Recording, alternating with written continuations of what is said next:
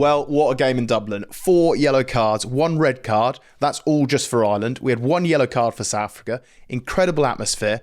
There is so much to talk about. The Springboks won in the end, 24-13. But before we get stuck into this, if you're watching on YouTube, hit the subscribe button. Apparently, only 20% of you watching are actually subscribed to this channel. Like the video, hit subscribe, and get your comments in. Ireland fans, what do you think of that? Springbok fans, where do you want to start? I have no idea where to start. My mind is blown. I've just watched I love rugby. It's just the game was like all South Africa, but somehow at the end of the game, Ireland are playing to score. It's 24-13 final score, like having South Africa been dominant, but then Ireland were going mad, throwing the ball like wide inside their own 22, going backwards against South Africa's blitz. Like there was physicality, there was obviously a bit of controversy, there was scrums, loads of scrums and mauls, and like game-winning decisions. And yeah, my mind is blown, Ben. How it only ended up 24-13 is bonkers. And you have to give so much credit to Ireland and the way they just hung in there, mate. And they had to celebrate every little win. Everything that went their way, they celebrate because they had to. They were so up against it. You got to credit South Africa for the absolute dominance they showed. And it didn't really reflect in the scoreboard. But they just, I mean, at one point, I felt like the territory in the second half must have been like 90% to the Springboks, just camped in Ireland's 22. But Ireland just hung in there, like incredible. But bizarre game, like totally bonkers.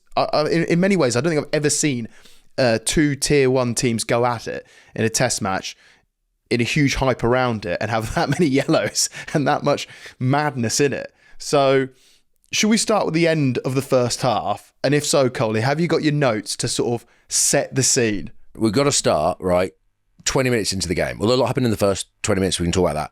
20 minutes into the game, Ireland are 5-0 down. They go up the other end. Tyke Burns scores. It's 5-5. It gets brought back for a shoulder to the head clear out for James Ryan, who ends up being a red card. So he goes to sin bin. Then we have 5 minutes to play. South Africa score through Jaspervisa gives a call back for a forward pass. So then there's a sort of period of about 10 minutes or so where it's a South Africa starting to assert the dominance. I think Ireland's struggling to get out of the half. They sort of get out, but there's like a South Africa getting more dominance, they're getting scrum dominance. And then this period of play starts. I think Tommy O'Brien knocks a ball on, and there's basically a scrum. South Africa then dominate the scrum. They then kick to the corner, get a maul penalty. And then I think they have a scrum. And basically, at that point, Kane and Moody runs over the top of Tommy O'Brien, who actually gets completely KO'd. They review it. They decide that it's actually extremely passive, that tackle. So up he pops, gets on the wing. He then gets comms that he needs to go off for HIA, rightly so. Andy Farrell then sends on Jack Crowley to then go onto fullback and move Mac Hansen onto the wing. And then while this is happening, Ireland have been racking up the penalties. So they've been defending hard, but they've been racking up the sort of breakdown, well, scrum penalties, more penalties, breakdown penalties. And after a series of plays, Ryanak scores off a scrum. They play every play, and Ryanak scores he makes a break as a classic 9. We've seen him do it all season long. Ryanak has been outstanding this season. Show and go, still got gas, plenty of gas at 35. Show and go, through he goes. He even has the presence of mind to run it underneath and get an easier kick for Sasha. Whilst doing that, of course, repeated infringement, as you say, Coley, because the discipline's creaking, penalty counts high. So Sam Prendergast, he gets shown a yellow card from Matt Carley. Yeah, because he's been offside. I think he was offside, but there was a period of, I think Matt Carley says there was 2 or 3 penalties on the bounce that basically, so that was the run of warning, he goes to the bin. So Ireland down to 13. This game is edging towards half-time. Ireland then, fair play to them, they go on the offensive. You think they'd maybe see out the half?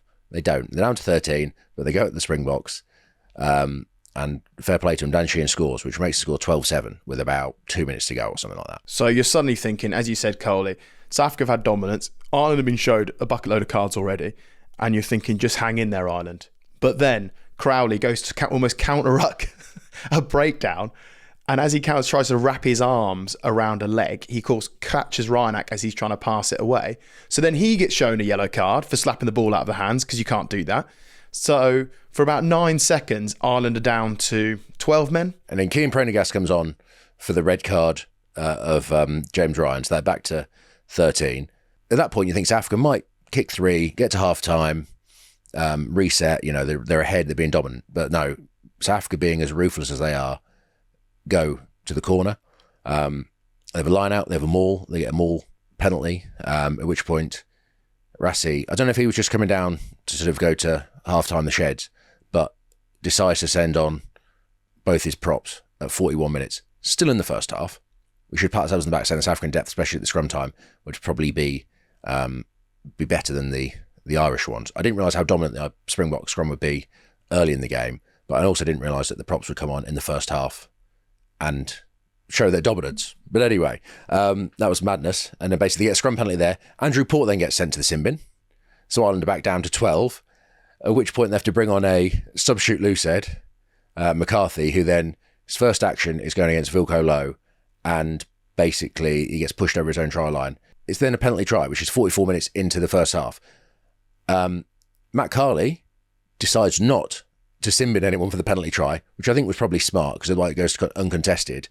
And ultimately there was 10 minutes of complete and utter madness that I haven't done justice there, but it's one of the reasons we love rugby. I've honestly, categorically never seen anything like it. I've never seen anything like it. And the dominance at scrum, as you said, Coley, it's against Porter, Sheehan, Furlong. These guys are experienced heads. They've been there, they've seen it all. Wow. As you said, Coley, we thought the Boks would get dominance. We did. We certainly thought that when they unleashed the bomb squad and Ireland had to bring on their bench, or they put fatigue into the other guys' legs, that they would get dominance. But they had dominance from the start. And then at times, I actually said, I was watching the game with my wife, and I said, watch this. I was like, watch this scrum. I was like, actually, this could be unsafe. It was that scary and frightening, the power coming through that. You just do not see that. Tell me another team or tell me another game where you see that much dominance in test level. This is tier one. This is international rugby. This is the best of the best. And the scrum is getting absolutely hosed. It's incredible. It is incredible.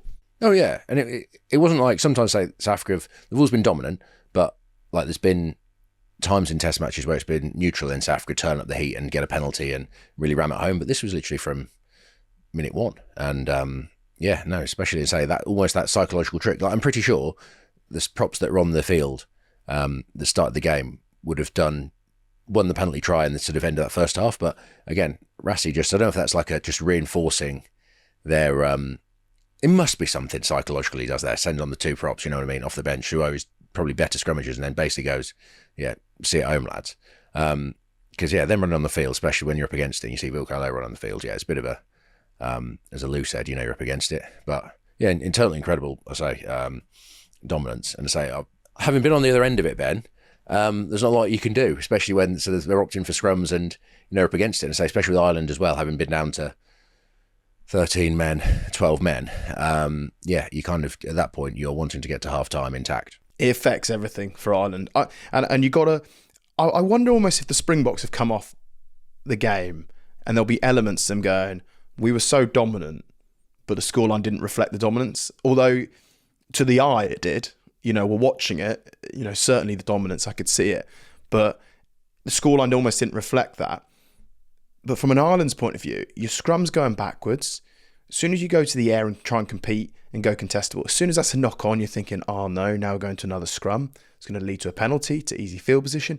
Guys are getting carded left, right, centre. You're losing your 10. So therefore your playmaker, your decision maker in terms of what maps to run, he's off. You've had a lock that's got the 20-minute red card until the other one comes on. So your line-out's then affected. Then your loose head's gone off. He's been yellow carded. So then your line-out lifting changes.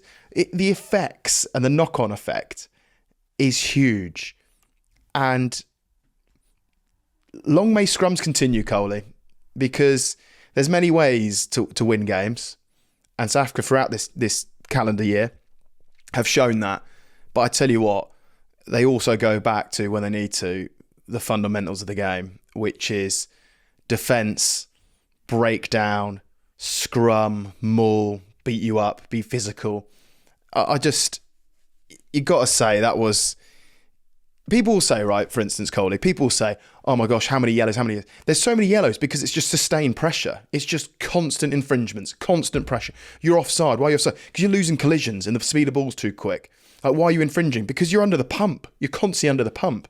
Why are you infringing at scrum? Because you're getting hosed and you haven't got the answers to try and deal with it. So you're probably, you tell me, Coley, but I'm guessing you're trying your best to like stay in there, then you're cranking, then you're turning in, then you're getting lifted up. You're praying for one decision. And there was a really strong image of Ty Furlong who almost looked at Matt Carley and tried to sort of call his bluff of like, oh, you got that one wrong, sort of celebrated.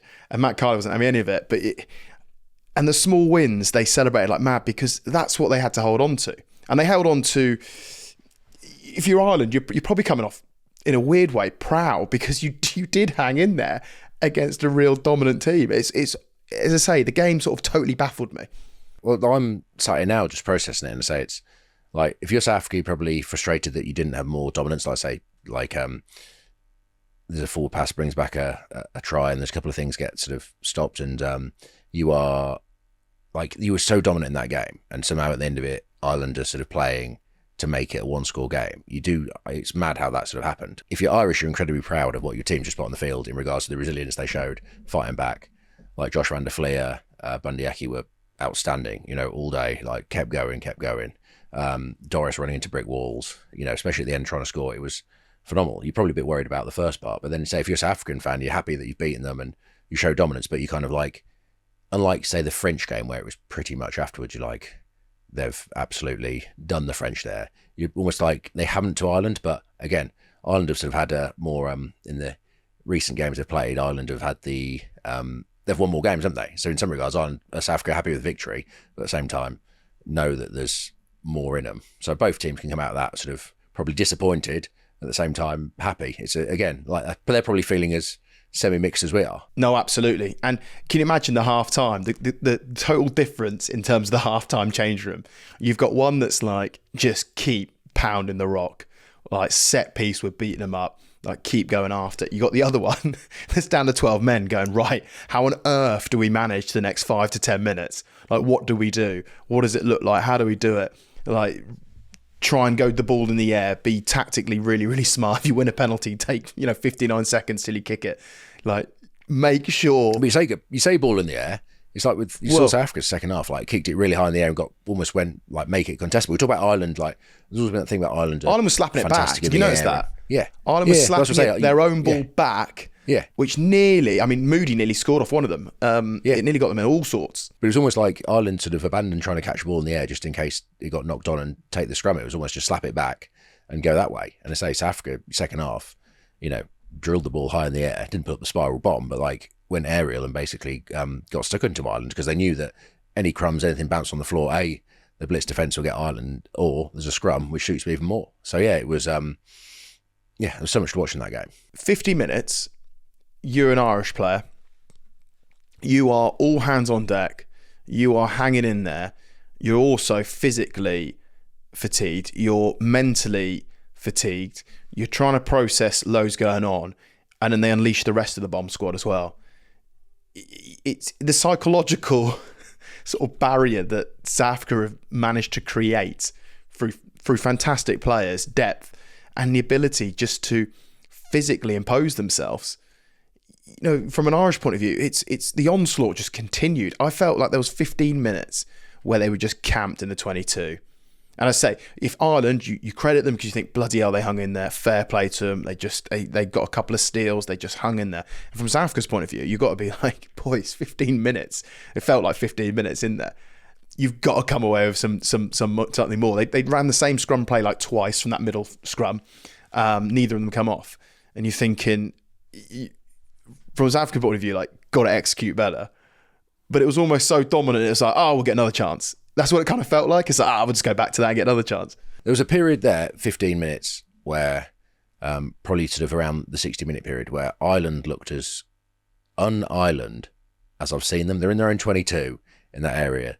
The wingers are high, basically, and Ireland are throwing long, throwing these loopy passes. You think that every other pass is going to get intercepted, or Ireland are going to get it and go the length.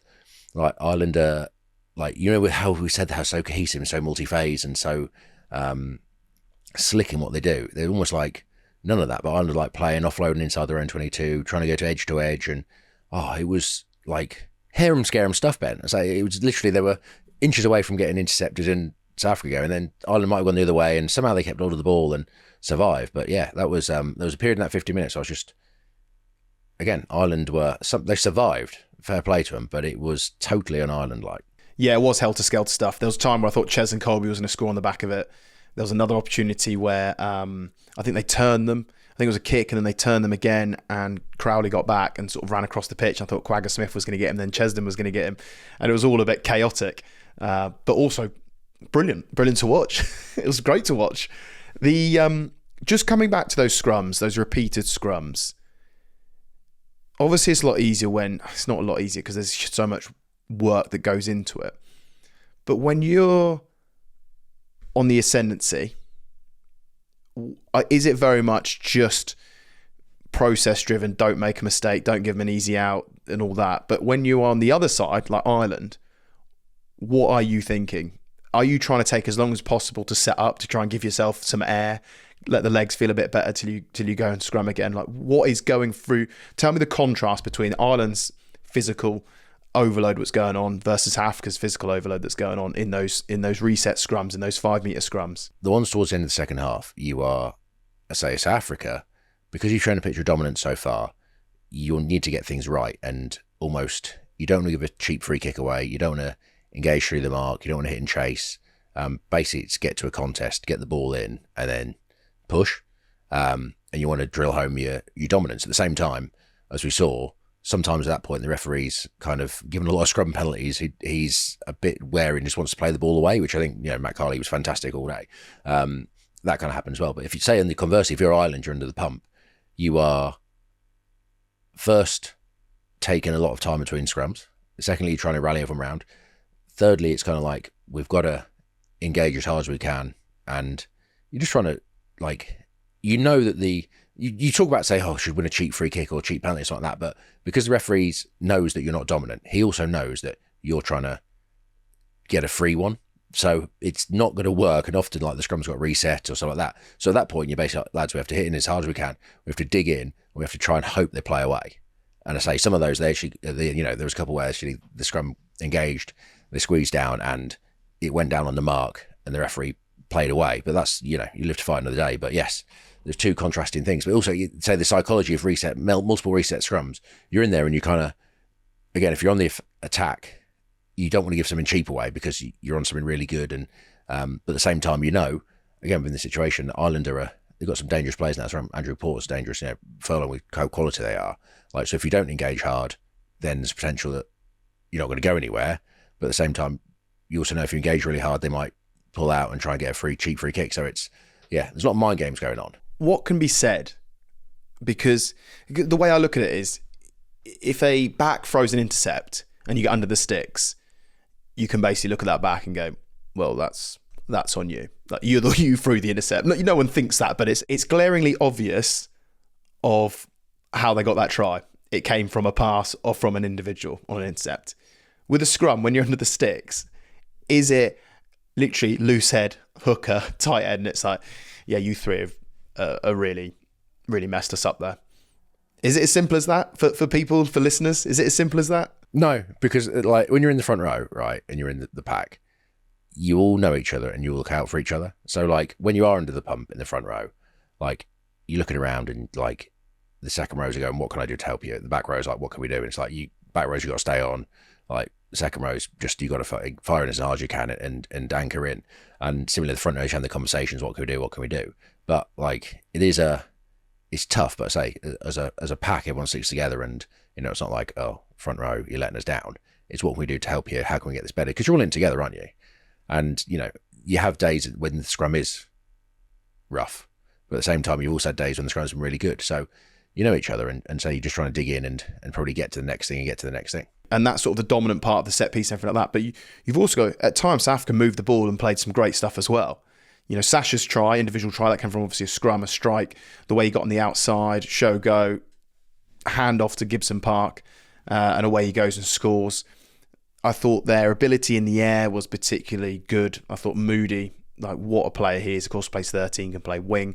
Cheslin, you didn't see him loads, but the touches he did have were obviously very, very good.